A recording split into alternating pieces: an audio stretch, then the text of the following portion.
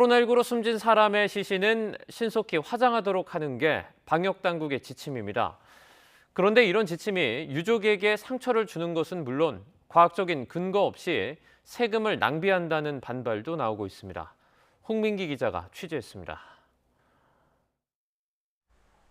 40대 주부 김모 씨는 지난 4월 코로나19로 76살 어머니를 잃었습니다. 밀폐된 중환자실에서 손도 잡지 못한 채 모니터 너머로 어머니를 보내야 했습니다.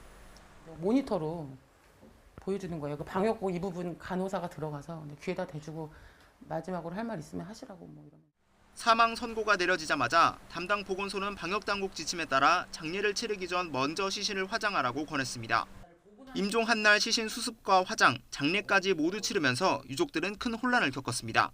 하루아침에 돌아가신 거라 무슨 화장 뭐 이런 거는 생각도 못했고 이제 더구나 그분들이 그렇게 하라고 하니 그냥 그 과정대로만 한 거.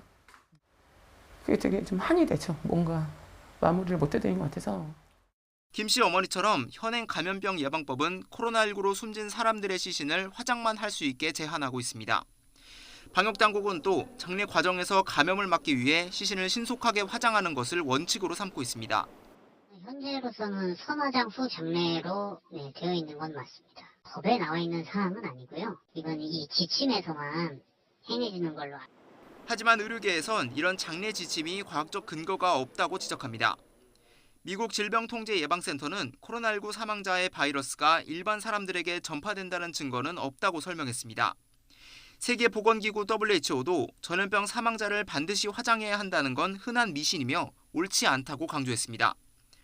오히려 시신 처리 과정에서 고인에 대한 존엄과 유족들의 권리가 침해돼서는 안 된다는 게 WHO의 지침입니다.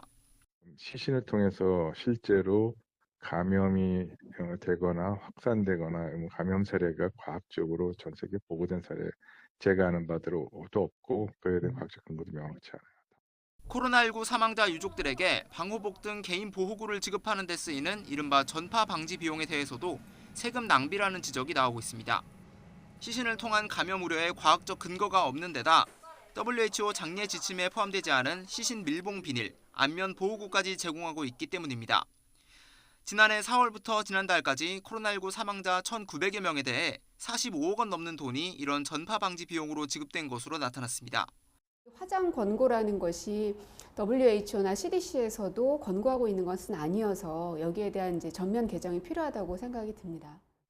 이에 대해 질병관리청은 코로나19 확산 초기 장례 과정에서 불필요한 접촉을 막기 위해 만든 지침이었다고 해명했습니다. 현재는 코로나에 대해서 어느 정도 많이 과학적인 지식이 알려져 있기 때문에 그런 감염 관리를 잘 하면서 정상적인 그런 장례를 할 수 있도록 지침을 보완 중에 있습니다.